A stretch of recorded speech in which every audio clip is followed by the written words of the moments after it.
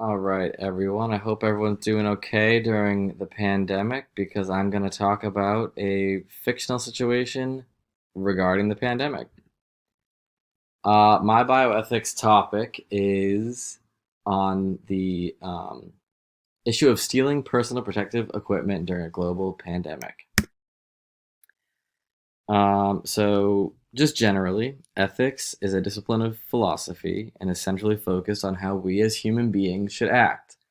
Philosophically, ethics is a principle that enforces the golden rule and preaches to respect the humanity in people.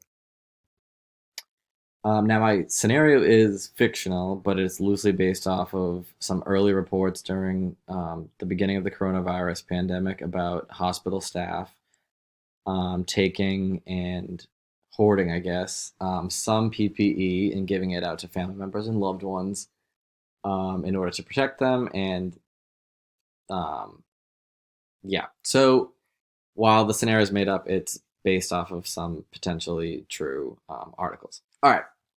So, James is a 23-year-old respiratory therapist working the night shift at one of the local downtown hospitals. He lives with his 57-year-old mother and his 19-year-old asthmatic sister, Allie. Marie, his mother, has been tobacco-free for 6 months now after being diagnosed with COPD. James is the financial provider for both of his family members as Allie is in school and Marie recently lost her job.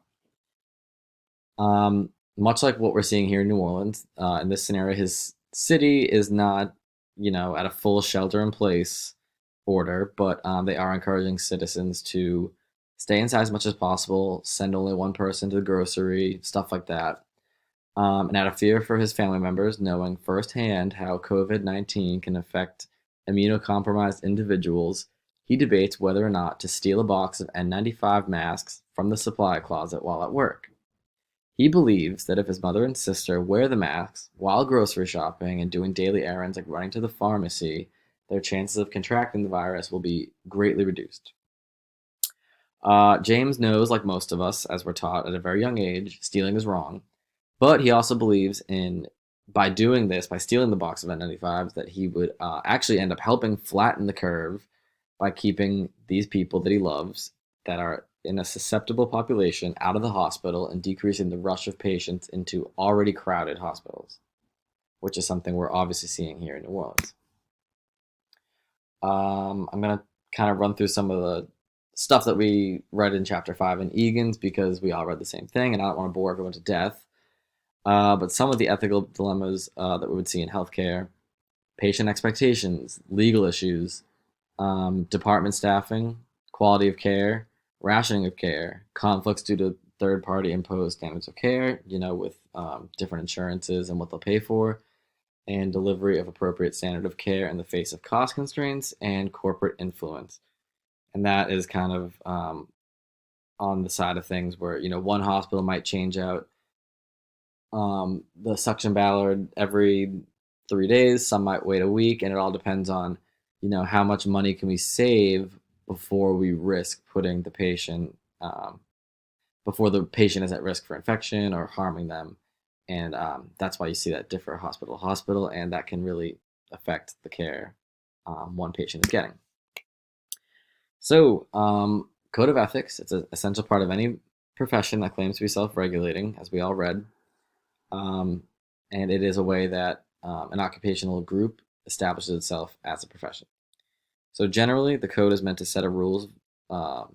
create a set of rules and principles developed for everyone in the profession and seeking to establish parameters of behavior.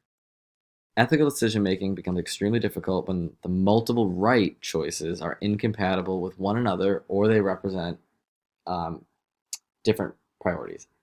So in that sense, you can have a couple of good paths to take that all have these consequences to them, and you have to kind of in that scenario decide which, brings you the most positive with the least amount of harm or negative outcomes. So those decisions can be based off of advocating for patient safety, legal rights, and quality of care. Again, we all read this, so I'm hoping not to spend time droning on and on. But one of the theories and principles, autonomy, refers to a patient's liberty and right to decide their own treatment plan with their treatment team, which brings up the issue of informed consent. Just because you, as a healthcare professional, or the doctor, as a well-seasoned ICU doctor, knows and believes this is the right path to take treatment-wise, if that patient refuses it or isn't understanding it and is not interested in it or goes against their beliefs, they have the right to say no and take a different route if it's available. Veracity refers to the binding of the provider and the patient with regards to telling the absolute truth regarding the plan of action. And that brings up benevolent deception, which would be essentially not telling the patient everything they need to know about the condition or about the treatment plan in order to make what you think is best for that patient sound good, and then therefore they consent to it basically without knowing the whole truth. Non-malfeasance refers to a provider avoiding the cause of pain or harm to any patient where at all possible. And of course, this is not always possible. Take, for example, ABGs in the ICU. We need those gas values to determine, okay, are they getting better with these vent settings? Do we need to change them around? Do they need a little more PEEP? Do they need more volume? Should we switch to pressure? All that. And there's no way to get an ABG unless they're completely knocked out without them feeling a little bit of pain. But again, that's something that we're not doing on purpose. We're not trying to hurt them, but it's something that comes with the action. Beneficence refers to the principle of non-malfeasance, but especially in regards to the quality of life. And that comes with that comes advanced directives, DNRs, wills, and power of attorney. Confidentiality, that's kind of the basis of the Hippocratic Oath, keeping privacy of patient's condition and the details surrounding their care. Justice, that refers to the fair distribution of care. Role duty, that's something we see every day in the ICU. That's about each denomination of allied health taking a responsibility and taking a component of a patient's overall treatment plan. We're not the one pushing Nimbex, we're not the one pushing Precedex, but we are on the vent side of things, making sure that's running smoothly and making sure they're on the right settings. So these theories and principles have a reciprocal relationship with the rights of the patient, and by using these theories while making decisions, a provider can promote their good while also actively preventing a patient's harm to a patient. Some of the information you need when making an ethical decision is you have to identify the problem, identify the individuals involved, and kind of where you stand in that problem. Identify the ethical principle or principles that apply. Identify who should make the decision. Identify the role of the practitioner. Consider the alternatives and all their consequences. Make the decision. And it's worth noting that a non-decision is still a form of a decision. And you need to follow that decision and observe its consequences. So as far as the justice principle is concerned with this scenario, like I mentioned, it's the fair distribution of care.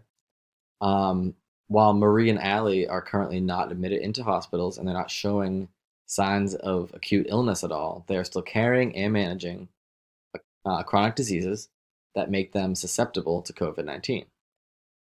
One of the aspects of the justice theory or principle that Egan's textbook discussed was distributive justice, and that's about the rationing of delivery of healthcare services.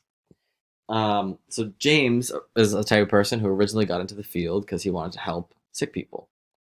And he likes the inner city hospital population because it's typically underprivileged individuals, and he feels that his work really does make a difference every day. And he knows that if his family ends up with COVID, that's an ICU trip, and on his hourly wage plus the fact he's paying for 2 other people, he's not going to be able to afford that. And on top of it, he also believes that by doing this, he really can keep them out of the hospital, which is going to be a positive service for the rest of the population during this pandemic.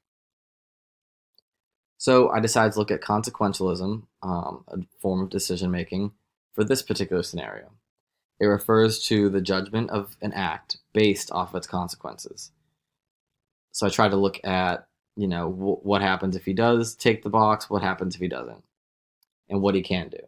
Okay, so I think we can at least sympathize a little bit with James that even though we know stealing is wrong, you're not stealing just for the hell of it. You're stealing with your heart in the right place, essentially. He's trying to flatten the curve. He's trying to keep people out of the hospital. But he does realize that in his city, much like the rest of the United States, there is a shortage of PPE in his hospital. Um, of course, protecting his family is a somewhat noble act. He is essentially putting his co-workers at risk for infection because with that PPE shortage, eventually they're going to have to be reusing masks, reusing gowns, cross contamination. We know how that's going to go. It's going to be a mess. And a staff-wide outbreak could ensue, and the contamination of patients on floors or other units where there are no COVID-19 patients or no particularly higher risk of um, COVID existing there. So he determines that the positive outcome of protecting his family does not outweigh the potential negative outcome of an outbreak within his own hospital staff and the hospital's patients. James does not end up taking the N95s, and luckily for him, he's a night therapist, so he only works 3 days a week. He has 4 days off. So on one of those days, he's the one who's doing the grocery shopping. He's the one who's running to the pharmacy. And he's keeping his mom and sister, who are, like I said, susceptible to the disease. He's keeping them locked down at home while he's paying the bills and doing the groceries. Like most of you, I found all my stuff from the text on Chapter 5 of Egan's. That's all I have for my presentation. Thank you all for checking it out.